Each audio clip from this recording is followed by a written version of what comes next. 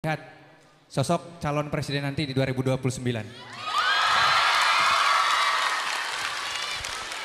Memang betul kemarin belum berhasil, tapi saya yakin dengan program-program beliau yang salah satunya yang sangat saya sukai, di mana beliau mengutarakan pendidikan gratis. Dan hari ini kita belum mendapatkan hal tersebut, tapi saya yakin nanti di 2029 kita akan mendapatkan hal tersebut. Dan terima kasih dan juga selamat kepada teman-teman yang sudah memilih program makan bergizi gratis. Kita sedang mengalami krisis iklim dan kerentanan pangan pemerintah, lalu pemerintah mengklaim food estate sebagai sebuah solusi regeneratif. Namun faktanya di lapangan menunjukkan hasil yang berbanding terbalik. Nah, dari kegagalan tanam, ahli fungsi, hingga konflik sosial. Nah, ini tuh proyek yang berskala besar, tetapi tidak dilakukan refleksi yang sangat serius. Assalamualaikum warahmatullahi wabarakatuh. Perkenalkan saya Akrimah Zahra, mahasiswi PPG calon guru FKIP. Pertanyaan saya. Panggilannya siapa? Akrimah. Akrimah. Akrimah. Iya. Pertanyaan saya, karena selama ini saya sebagai calon guru turut sering menyaksikan berbagai fenomena, terutama masalah pendidikan dan berbagai permasalahan yang ada di Indonesia. Namun di samping itu, saya juga seringkali melihat Bapak sebagai sosok yang tetap berusaha untuk mencintai Indonesia dengan berbagai dedikasi yang Bapak lakukan. Nah, salah satu keresahan saya sebagai calon guru adalah melihat realitas pendidikan saat ini, terutama mungkin terkait dengan kesejahteraan guru. Pertanyaan saya adalah bagaimana cara untuk tetap mencintai Indonesia agar niat untuk mendidik dan mencerdaskan bangsa itu tidak terdistraksi karena alasan-alasan ekonomi. Contohnya. Terima kasih. Wassalamualaikum warahmatullahi wabarakatuh. Wow. Baik, Bapak mau langsung dijawab atau lanjut? Oke, lanjut. Kita tampung terlebih dahulu. Tadi pertanyaan kedua dari? Yang kedua tadi, Pak, itu.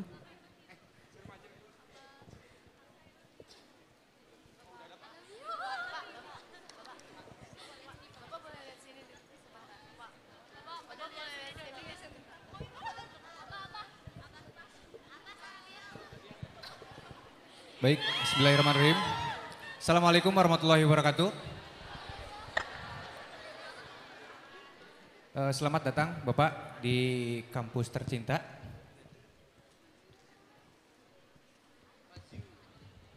Yang tadi sudah ditunjuk, maju aja ke depan sini biar cepat.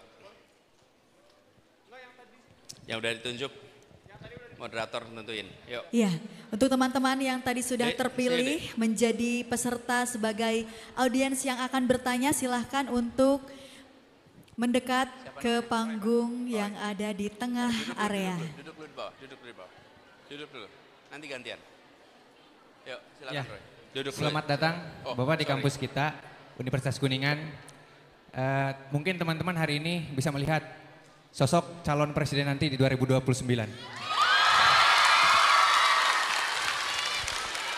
Memang betul kemarin belum berhasil, tapi saya yakin dengan program-program beliau yang salah satunya yang sangat saya sukai, di mana beliau mengutarakan pendidikan gratis. Dan hari ini kita belum mendapatkan hal tersebut, tapi saya yakin nanti di 2029 kita akan mendapatkan hal tersebut.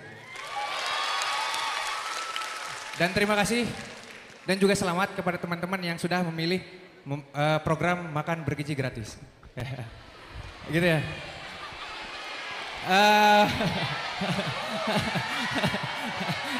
Teman-teman tetap kondusif. Saya rasa lebih relevan hari ini itu di mana kita membutuhkan, sangat betul membutuhkan salah satu program dari beliau gitu ya, terkait pendidikan gratis, di mana hari ini kita sedang menggaung-gaungkan bahwasanya Indonesia akan mendapati posisi emas pada tahun 2024. Tapi pada kenyataannya, pada faktanya hari ini kita tidak berada ataupun tidak beranjak dari tahun-tahun sebelumnya. Kita hanya tetap sama gitu kan. Bahkan dari sektor seorang mahasiswa pun hari ini belum tentu bisa mencapai generasi emas pada tahun 2045. Kenapa? Kita tidak usah berbicara pada mahasiswa-mahasiswa yang lain, khususnya kita di Universitas Kuningan. Hari ini, Pak, menurut saya yang masih belum relevan itu pada sistem di pemerintahan. Pertama itu. Kenapa? Karena hari ini kalau kita beranjak melihat dari kaca negara luar gitu kan. Kalau misalkan sistem pemerintahan yang baik, pasti ke bawahnya juga baik. Orang jahat pun akan menjadi baik. Contoh misalkan, seorang perokok yang pasif ataupun yang aktif gitu kan, dibawa ke Tokyo, saya yakin beliau akan mengurangi kadar rokoknya gitu kan. Nah hari ini gitu kan, di Kuningan sendiri, di Universitas Kuningan sendiri masih belum ataupun kurang daripada mahasiswa yang memang peduli terhadap lingkungan apa yang tadi sebagai jadi bahan materi oleh Bapak sendiri gitu kan. Nah, saya rasa hari ini kita dibenturkan oleh sistem pemerintahan yang mengungkung mahasiswa untuk tetap berada di dalam kampus. Contohnya, salah satunya adalah apa? Mungkin teman-teman banyak yang mendapat salah satu benefit yang baik, tapi saya rasa dari sudut pandang saya, program kampus mengajar, program kampus merdeka itu kurang relevan untuk seorang mahasiswa. Karena apa? Itu menjadi sebuah kungkungan atau batasan bagi seorang mahasiswa yang dimana tugas seorang mahasiswa adalah menjadi pionir untuk menyuarakan hak-hak rakyat, untuk menyuarakan kepentingan-kepentingan sosial yang berada dan dibutuhkan oleh masyarakat di sekitar. Pertama itu, contoh hal kecil kemarin ketika kita sedang mengalami bencana, Izin, mungkin teman-teman tahu, oke, sebentar. pertanyaannya boleh to the point aja langsung. Teman-teman tahu mungkin daerah Lembah Cilengkrang yang hari ini sedang dilanda bencana. Ada yang sudah pernah ke sana? Ada yang pernah menanam pohon di Cilengkrang? Nah itu Pak yang jadi persoalan hari ini. Bagaimana caranya kita seorang mahasiswa kembali membalancekan Pak antara kepentingan daripada masyarakat dengan kebutuhan kita di kampus. Karena pada dasarnya sulit sekali mengajak teman-teman untuk berkolaboratif dalam hal-hal mementingkan kepentingan rakyat. Mungkin itu saja yang dapat saya sampaikan, kurang lebihnya mohon maaf. Billahi fisabilillah, Assalamualaikum warahmatullahi wabarakatuh. Waalaikumsalam warahmatullahi wabarakatuh. Ya. Dihimbau untuk teman-teman yang bertanya agar langsung memberikan pertanyaannya secara langsung saja. Ya, Boleh? baik, untuk penanya ketiga, boleh Teteh? Bella asli. Baik, Assalamualaikum warahmatullahi wabarakatuh. Perkenalkan, nama saya Tanzila Aditami dari Prodi Pendidikan Biologi. Baik, Abah, sekarang itu kan kita di Tetap tengah kondusif krisis teman-teman semua. biologi. Iya. Sekarang kita sedang mengalami krisis iklim dan kerentanan pangan pemerintah. Lalu pemerintah mengklaim food estate sebagai sebuah solusi regeneratif. Namun faktanya di lapangan menunjukkan hasil yang berbanding terbalik. Nah, dari kegagalan tanam, ahli fungsi, hingga konflik sosial. Nah, ini tuh proyek yang berskala besar, tetapi tidak dilakukan refleksi yang sangat serius oleh pemerintah. Terhadap kegagalan masa lalu seperti pada proyek PLG pada Bapak Soeharto, yang dulu itu justru memperparah banjir dan kerusakan ekosistem gambut. Nah, jika narasi menuntut keberlanjutan, keadilan ekologis, mengapa pemerintah masih mendorong proyek pangan skala besar yang terbukti gagal dan eksploitatif dengan alih-alih memperkuat pertanian rakyat berbasis lokal? Apakah kita sedang memproduksi kebijakan lama dengan kemasan baru yang justru mempercepat degradasi demi ambisi swasembada yang semu? Terima kasih. Ya, boleh berikan tepuk tangan. Ya. Selanjutnya. Penanya yang keempat, disilahkan.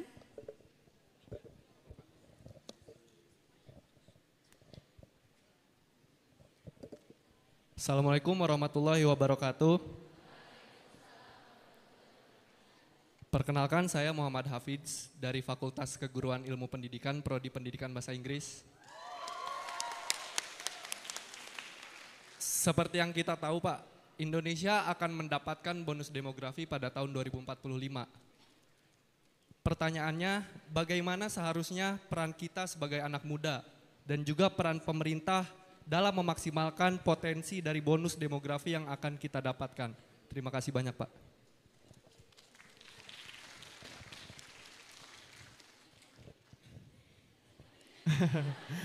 Baik, selanjutnya.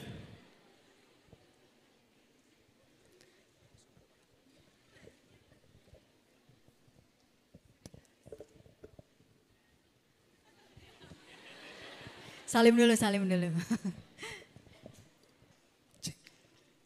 Assalamualaikum warahmatullahi wabarakatuh. Assalamualaikum warahmatullahi wabarakatuh. Perkenalkan, nama saya Muhammad Rizky Fauzan dari Fakultas Ekonomi dan Bisnis. Izin bertanya Pak, tadi dijelaskan oleh Bapak terkait sistematika geologi, terus yang terkait peran pemerintah juga dalam menanggulangi beberapa bencana maupun pengelolaan lingkungan hidup gitu Pak. Nah di sini itu kan Bapak telah menjelaskan secara garis besar atau garis umum di pemerintahan gitu Pak. Nah ini pertanyaan saya yaitu dalam konteks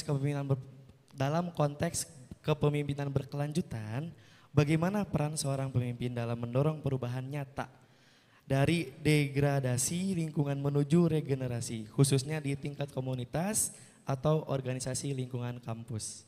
Itu karena yang kita lihat banyak sekali pengelolaan dan kebijakan-kebijakan yang dikeluarkan oleh pemerintah terkait pengelolaan bencana alam, terus terkait ke lingkungan, itu tuh kebanyakan pada nihil gitu ya Pak. Yang saya lihat itu pada tidak berkelanjutan seperti itu Pak, kayak hanya sementara. Kita lihat juga dari kasusnya di Lapindo, lumpur Lapindo, itu kan banyak sekali kebijakan-kebijakan yang dikeluarkan oleh pemerintah untuk menanggulangi Lapindo, tapi banyak selalu menambah jumlah lumpurnya gitu. Jadi tidak ada solusi yang konkret dalam menanggulangi hal tersebut. Nah itu secara garis umum, yang saya tanyakan adalah secara garis di lingkungan atau peran mahasiswa gitu Pak, lingkungan kampus. Terima kasih. Iya. Oke, beri tepuk tangan. Beranjak untuk pertanyaan yang terakhir, boleh Teteh? Disilahkan.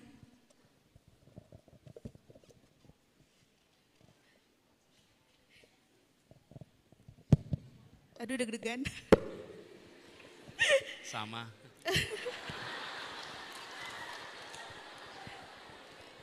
Baik, perkenalkan nama saya Gemintang Septia dari program studi akuntansi. Saat ini saya mahasiswa aktif semester 4. Bintang, iya. Baik Pak, izin bertanya, di dalam era bisnis modern yang saat ini semakin menuntut untuk keberlanjutan, terkadang pelaku usaha UMKM dihadapkan pada dilema antara memenuhi tanggung jawab lingkungan melalui penerapan prinsip Go Green dan tetap mempertahankan fokus pada tujuan utama untuk memaksimalkan profit. Salah satu tantangan nyata yang dihadapi oleh UMKM adalah persoalan sampah, terutama dari aktivitas produksi dan konsumsi yang belum sepenuhnya ramah lingkungan. Upaya untuk mengelola limbah secara bertanggung jawab atau beralih ke bahan yang lebih mudah terurai seringkali membutuhkan investasi tambahan baik dari segi waktu maupun biaya. Keseimbangan ini menjadi tantangan tersendiri bagi UMKM yang sumber dayanya terbatas. Dalam konteks ini muncul pertanyaan penting dari saya, yaitu bagaimana caranya menyeimbangkan antara tuntutan Go Green atau ramah lingkungan seperti pengelolaan sampah yang lebih baik dengan tekanan untuk memaksimalkan laba. Terima kasih. Oke, selanjutnya pertanyaan terakhir, boleh langsung maju.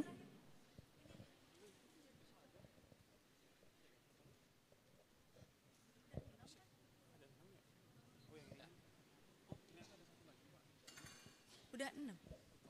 Ada tambahan? Oh iya boleh. Sebelumnya perkenalkan, nama saya Ica Hairunisa dari Universitas Muhammadiyah Kuningan.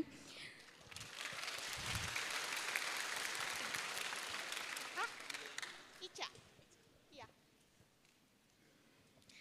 Menurut Daniel, regenerasi bukan hanya soal memperbaiki kerusakan, tetapi mengubah cara kita hidup dan berinteraksi agar menjadi bagian dari solusi, bukan sumber masalah.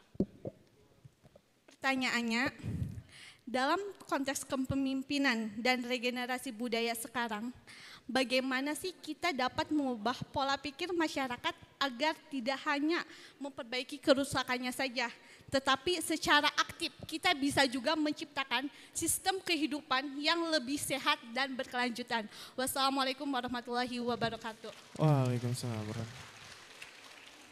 Langsung Bapak. Jadi totalnya ada 7 penanya. Untuk para penanya tetap di tempat.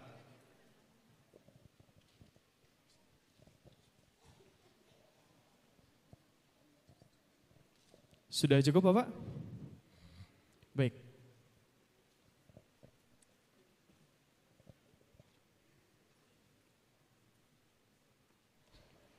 Makasih, pertanyaannya bagus-bagus nih. Kasih tepuk tangan nih buat yang pada tanya nih. Ya. Jadi teman-teman sekalian, setiap kali hadir di sebuah acara, diskusi, kemudian kelas, saya usul nih, kita sudah di abad 21. Abad 21 kita manfaatkan teknologi. Jadi saya usul pada teman-teman di dalam seluruh kegiatan diskusi, kelas, dan lain-lain, manfaatkan alat ini untuk mengerjakan yang sifatnya mekanistik, repetitif. Apa itu? Mencatat. Gunakan alat ini untuk mencatat. Lalu kitanya apa? Gunakan waktunya mendengarkan sambil bertanya. Mendengarkan sambil menulis pertanyaan. Sehingga saat dosen mengajar di ujung, ada pertanyaan, nggak usah nengok catatan lagi. Tapi sudah langsung punya pertanyaan. Setiap apa yang disampaikan, tulis pertanyaan. Lalu catatannya apa? Biarkan alat ini yang membuat catatan. Dengan begitu, critical thinking kita tumbuh terus. Karena kemampuan kita untuk berpikir kritis, itu akan sangat menentukan keberhasilan kita di masa yang akan datang. Kemampuan berpikir, dan kemampuan berpikir kritis itu dilatih terus menerus. Karena itu saya usul teman-teman, siapkan itu. Dan nanti ketika ada sesi tanya jawab, pasti yang sudah menulis pertanyaan nggak perlu mikir lagi. Pas sesi tanya jawab langsung bisa ngacung. Nah ini teman-teman, saya cerita ini, kenapa? Karena ke depan di abad 21 yang sangat dibutuhkan adalah kemampuan berpikir kritis. Dari kemampuan berpikir kritis, kemampuan untuk bisa kreatif. Kreatif itu nomor 2.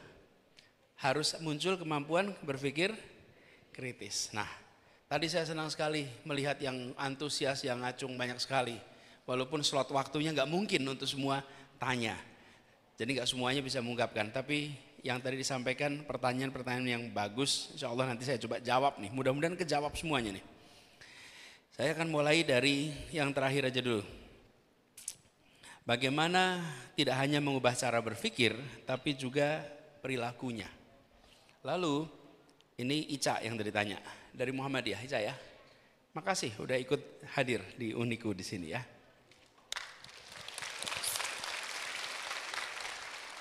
Kemudian ini mau saya kaitkan dengan pertanyaan dari Bintan. Bintan tadi tanya tentang, it's a good question, soal bagaimana nih ke UMKM antara menjaga keuntungan dengan lingkungan. Ini kan persis pertanyaan awal saya bukan? Antara ekonomi lawan ekologi. Nah ini teman-teman, satu soal cara berpikir. Ini pertanyaan terakhir. Cara berpikir kita harus ada satu public education.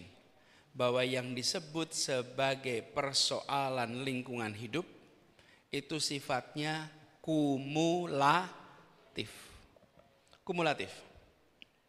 Karenanya harus muncul kesadaran di tiap kita kalau setiap rumah mematikan listrik saat tidak dipakai, matikan lampu saat tidak dipakai, maka terjadi penghematan. Tapi ketika kesadaran itu tidak ada, maka kita nyalain AC, nyalain aja terus. Nyalain lampu, nyalain aja terus. Dipakai atau tidak, nyala terus. Nah ini perlu ada proses pembelajaran. Di Kuningan dulu pernah ada problem ini. Tapi bukan listrik, air. Kan di Kuningan ini dulu itu banyak sekali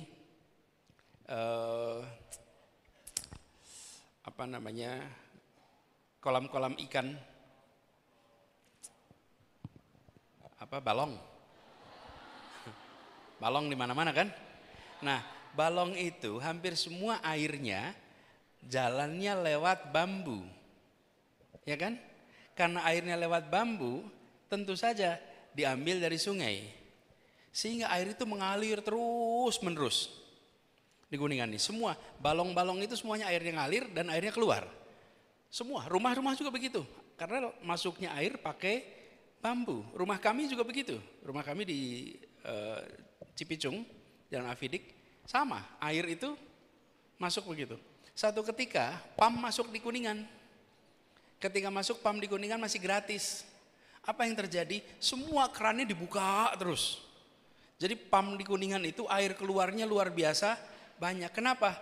Karena publik waktu itu masih terbiasa dengan pancuran pakai bambu. Ketika berubah pakai PAM, itu keran belum ditutup. Buka terus. Karena rasanya kayak aneh kalau nggak ada suara gemercik air. Lalu lakukan public education, dilakukan di Kuningan. Datang ke rumah-rumah, dijelasin bahwa air ini nantinya harus bayar. Karena harus bayar, jadi dibuka saat dibutuhkan. Ditutup saat tidak digunakan. Apa yang terjadi? Sekarang sudah tidak ada lagi yang sadar tentang air keran yang ngalir terus. Sudah terjadi public education. Ini merubah kesadaran, mengubah perilaku. Terjadi, Kuningan contohnya. Nah, ke depan yang soal lingkungan ini harus ada keseriusan. Siapa yang harus mengerjakan? 1, negara, pemerintah. 2, civil society yang memiliki badan-badan terkait dengan lingkungan hidup. Melakukan public education, datang ke UMKM, jelaskan. Nah, lalu soal tadi yang disebut Bintan. Gimana Pak, satu sisi ngelola sampah ini lebih mahal biayanya. Kalau tidak dikelola, saya tidak keluar biaya, untungnya lebih tinggi. Teman-teman, yang harus masuk di sini namanya pemerintah. Pemerintah harus masuk. Kenapa? Pemerintah harus menjadi pihak yang investasi untuk pengelolaan sampah sampai nantinya tercipta skala ekonomi yang besar. Ketika skala ekonomi yang besar, maka pengelolaan sampah itu bisa menjadi bisnis. Tapi sebelum skalanya besar, masih ada biaya negara yang harus investasi. Jadi investasinya gimana? Nyiapin tempat, aman. Nyiapin tempat, menyiapkan proses pemungutan, pemilahan, kemudian pengolahan. Itu negara yang harus melakukan. Nah ini yang sekarang saya sering katakan, banyak yang belum mau invest di situ. Kenapa? Karena membangun sekarang manfaatnya jangka panjang. Nah, menurut saya pemimpin daerah harus mulai. Mudah-mudahan di Kuningan bisa. Jadi Bintan yang harus masuk adalah pemerintah.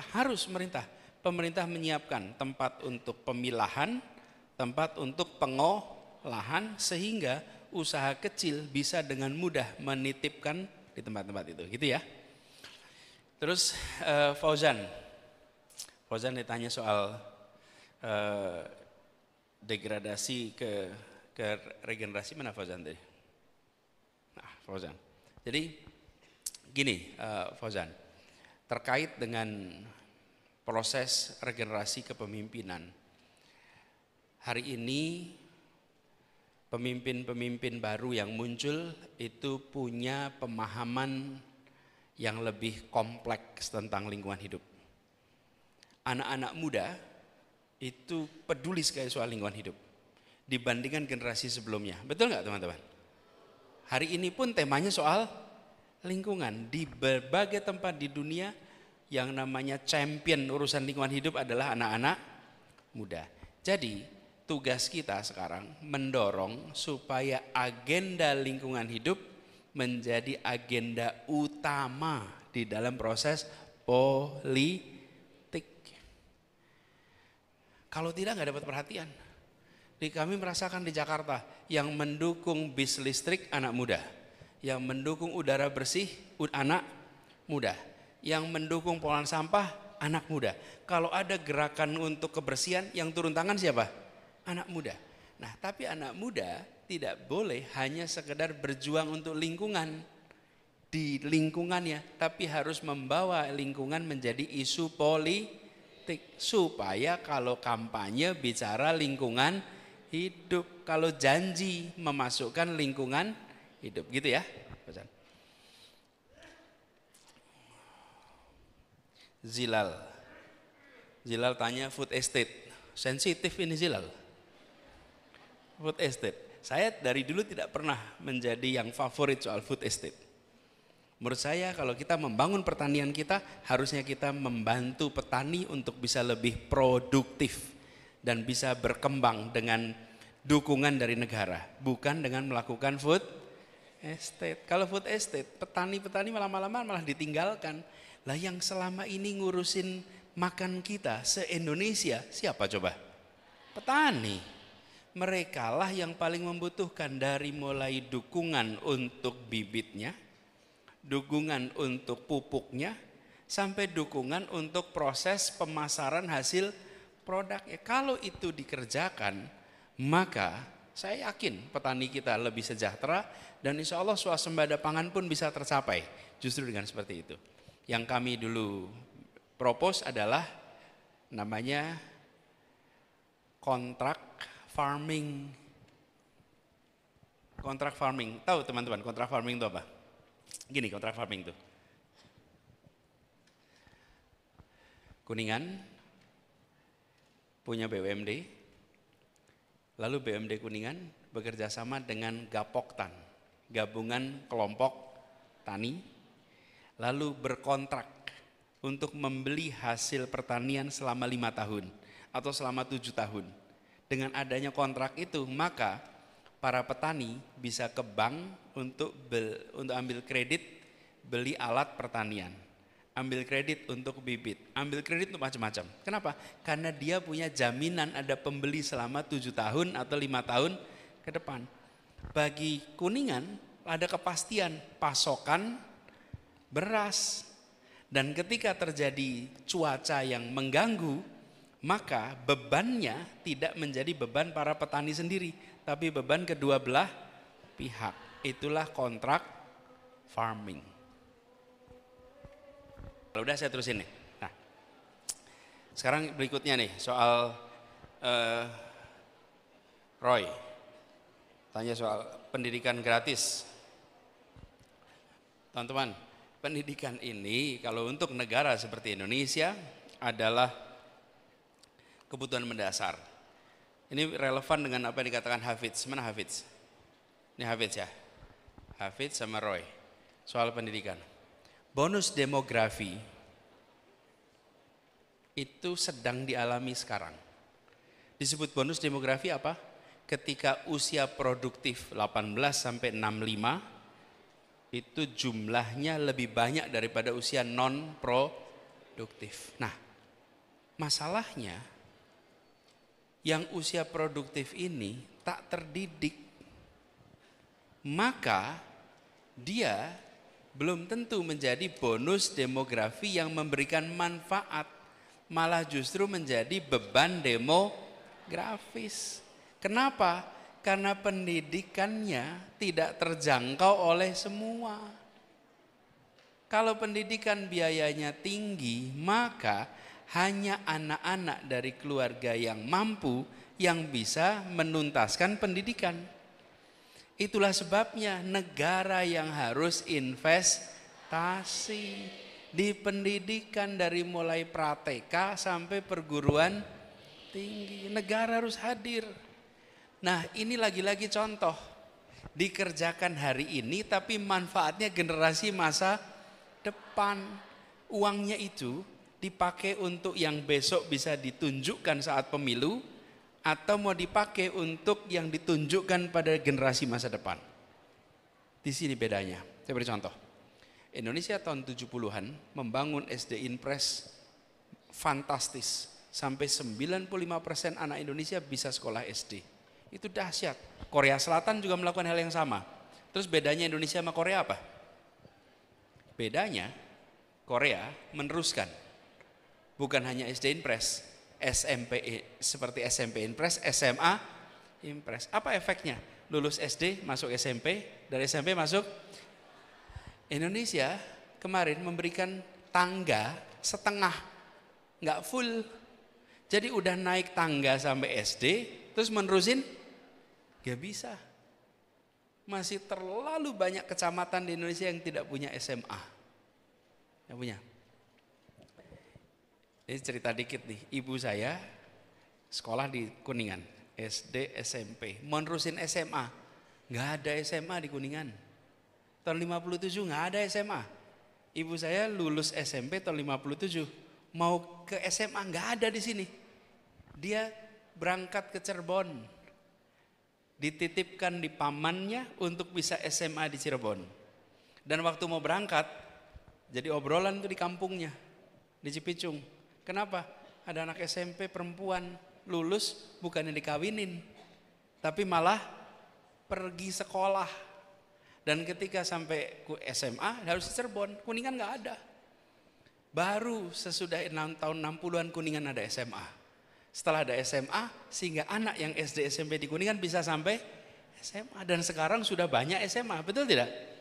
Nah, yang terjadi di Indonesia, SD-nya dibangun di mana-mana, SMP-nya tidak, SMA-nya tidak. Efeknya itu kayak bikin tangga, tapi nggak sampai ke atas, sampai separuh aja.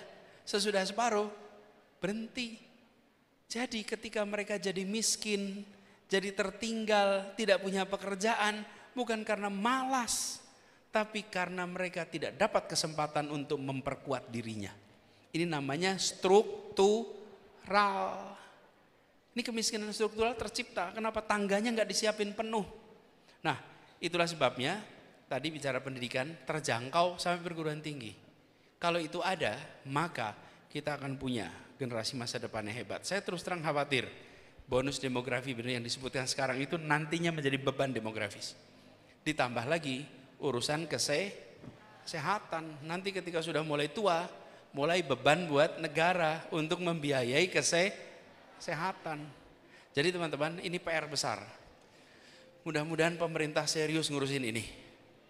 Kalau boleh saya usul, jangan ada efisiensi dalam urusan pendidikan. Dalam pendidikan itu ada efisiensi. Karena ini adalah investasi yang, kalau investasi jangan dipandang sebagai biaya. Kata-katanya sama-sama pengeluaran. Tapi mau dicatat sebagai biaya atau mau dicatat sebagai investasi. Kalau dicatat sebagai biaya, maka mau dikurangin. Karena disebutnya biaya. Tapi kalau investasi, bukan. Kalau investasi itu pasti ngitungnya kembaliannya dapat apa. Betul tidak? Nah, kalau ini pandang investasi, kita akan punya generasi hebat di masa depan. Mudah-mudahan tidak ada efisiensi untuk pendidikan kita. Yang keras aminnya. Nah, ya harus kita aminkan. Terus Roy tanya soal suasana di Kungkung. Roy, menurut saya kampus harus menjadi tempat di mana ekspresi itu bisa bebas. Dan kampus adalah tempat di mana kebebasan akademik dijaga. Inilah yang membedakan. Sehingga jadi mahasiswa, jadilah mahasiswa yang kritis. Jadilah mahasiswa yang serba mempertanyakan. Jadilah mahasiswa yang artikulatif, peduli dengan apa yang terjadi di lingkungannya. Kalau sedang di Kuningan, peduli minimal dengan lingkungan di sekitar Kuningan. Dan ketika ada hambatan, itu namanya perjuangan. Kalau perjuangan begitu, jangan harap kritis, kok kemudian dikasih kebebasan. Belum tentu. Saya beri contoh, di ruang kelas aja, mengkritisi guru, mengkritisi dosen. Senang gak guru sama dosennya? Belum tentu. Ada yang senang, ada yang tidak. Belum tentu. Apalagi mengkritisi pemerintah, betul tidak? Iya. Tapi bukan berarti kemudian kita berhenti, nggak apa-apa, kritis saja. Justru kritis itu yang harus dijaga untuk selalu hidup di tanah kita, ya. Tepuk tangan buat Roy aja nih. Terakhir nih, Akrimah. Akrimah, kamu pindah sini aja Akrimah, biar sama-sama yang lain. Terima kasih Akrimah pertanyaannya. Bagaimana tetap cinta Indonesia ketika menjadi guru kesejahteraannya belum tercapai? Ini sopan sekali Akrimah, nggak mau naik panggung. Ya, duduk ya. Gini teman-teman, terkait dengan ini. Kita ini, saya sering ditanya soal cinta Indonesia, Akrimah. Kita harus mencintai Indonesia dan cintanya tanpa syarat. Tanpa syarat. Ada yang begini, saya cinta Indonesia kalau Indonesia itu baik. Kalau Indonesia itu orangnya, suasananya kondusif. Jangan, negeri ini tiap waktu mengalami kemajuan. Dan kita semua, ini teman-teman bisa duduk di sini. Itu kenapa? Karena negeri ini sudah memberikan begitu banyak pada kita. Dan kita harus bersyukur. Ada masa di mana kita ini sangat terpuruk. Cuman kita kadang-kadang lupa masa itu. Ini gak usah jauh-jauh di Kuningan. Dari Kuningan mau ke Cirebon. Tahun 60-an, 70-an, berani berangkat malam.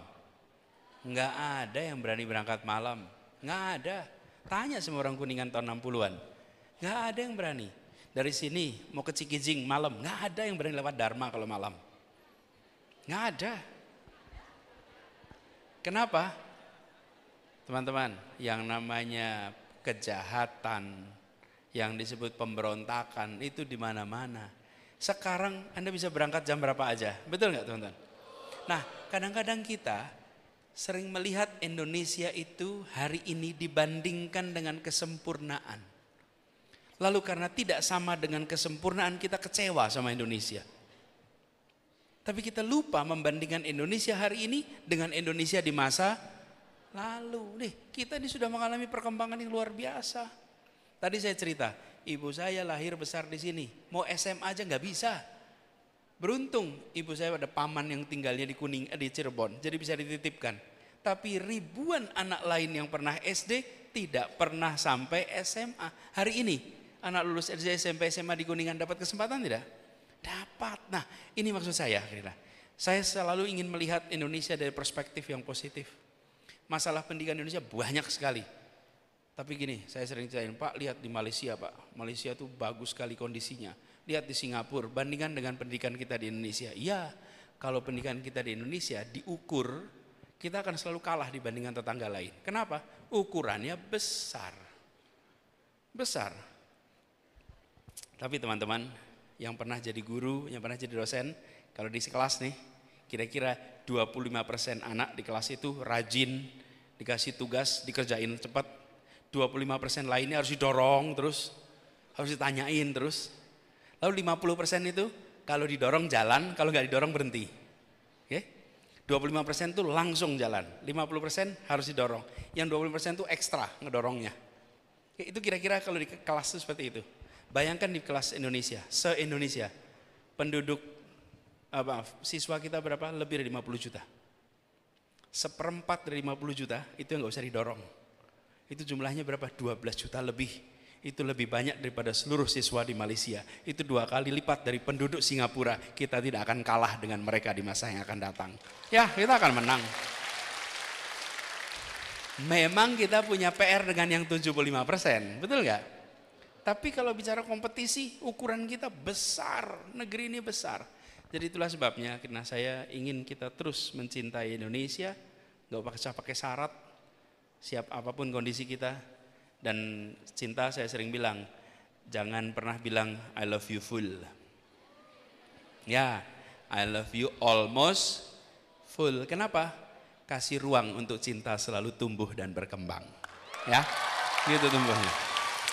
Soalnya kalau udah full nggak ada ruang lagi tuh untuk tumbuh, betul nggak? Nah, I love you almost full, almost full. Don't love him, her, that, it, full. Almost full. Oke, teman-teman sekalian, kita sudah diskusikan banyak. Terima kasih pada teman-teman yang tadi sempat bertanya, kepada yang lain. Mudah-mudahan pada sesi berikutnya kita bisa ngobrol.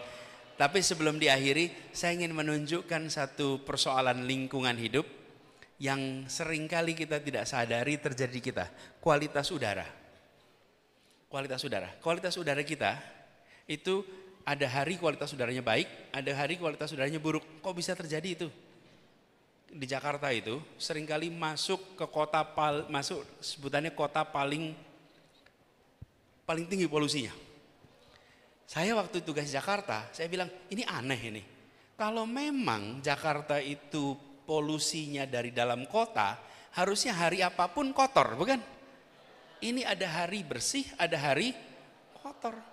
Apa sebabnya? Yang saya bilang angin itu. Saya bilang angin gak punya KTP.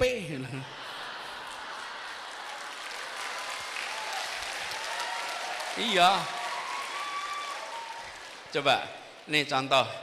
Satu ketika Singapura seluruh kotanya tuh berasap. Salahnya Singapura bukan? Bukan. Dari mana asapnya? Enggak, dari hutan di Sumatera yang terbakar. Lalu asapnya melewati Singapura. Singapurnya penuh asap. Jadi kemudian, saya mau tunjukkan. Saya minta tadi filenya udah disiapin. Nih teman-teman, ini dia. Berhentiin dulu sebentar. Stop. Teman, sebelum itu saya ingin tunjukkan dulu di sini. Ini adalah waktu. Ini 2 Februari jam 10 pagi. Jadi ini adalah foto satelit setiap jam. Setiap jam dipotret, sejam sekali. Yang dipotret apa? Peta Indonesia. Ini posisinya. Ini ada Jakarta di sini, ini Cirebon kalau nggak salah di sini, itu Semarang di sini, Kuningan di sini. Nah, titik-titik ini adalah pusat listrik tenaga uap, pembangkit listrik tenaga uap. Ini cerobongnya ngeluarin asap, asapnya kemudian bergerak. Pada saat asapnya bergerak ke Lampung, Lampung kotor. Pada saat asapnya bergerak ke Jakarta, Jakarta kotor. Pertanyaan, kenapa Jakarta kok sering jadi berita? Karena kami memilih memasang alat ukur kualitas udara. Sama seperti COVID. Alhamdulillah Pak, di sini nggak ada COVID. Kenapa? Nggak ada testing Pak. Jadi bukan nggak ada COVID, nggak ada testing. Udaranya bersih, kenapa? Karena tidak dipasang alat pengukur kualitas udara. Kita di Jakarta pasang, saya bilang pasang aja. Walaupun kita dikritik semua pihak, nggak apa-apa. Tadi saya katakan, percaya pada data, percaya pada transparansi, nggak apa-apa. Dimarahin nggak apa-apa, memang kenyataannya begitu. Cuman anginnya emang jalan terus kan? Yuk kita terusin videonya, Anda lihat pergerakannya. Itu hitam makin kotor polusinya. Coba Anda bayangkan satu wilayah Jawa bagian barat itu bisa merah semua. Nah pada saat terjadi merah seperti itu,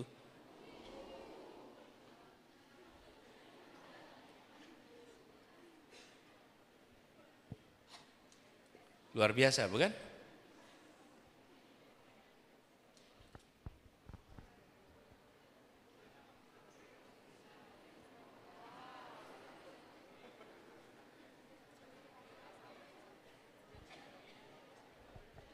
Sekarang paham ya bahwa angin nggak punya KTP.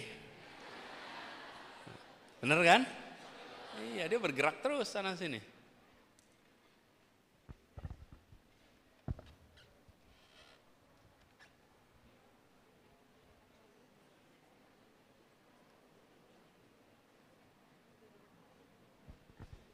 Itu Kuningan juga sering dapat tuh di bawah tuh. Ada pembangkit dari Cilacap.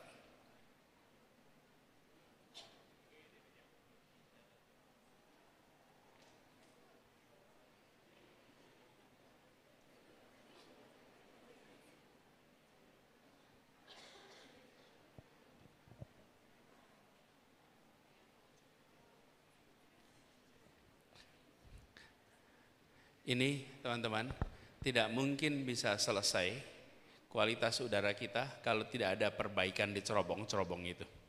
Oke? Dan itu punya konsekuensi pada kesehatan kita. Ini masalah yang cukup serius. Dan sayangnya ini belum ditangani dengan baik. Minimal semua daerah harus pasang alat pengukur kualitas udara. Minimal itu tuh. Di Jakarta tuh kami pasang di berbagai tempat. Dan ketika itu dipasang, maka kita sering kaget. Jakarta itu di bagian selatan namanya Jagakarsa. Jagakarsa tuh hijau. Hari Sabtu, hari Minggu jam 9 pagi Jagakarsa kotor udaranya. Sementara Darren Tamrin dan Sudirman bersih. Gimana jelasinnya coba?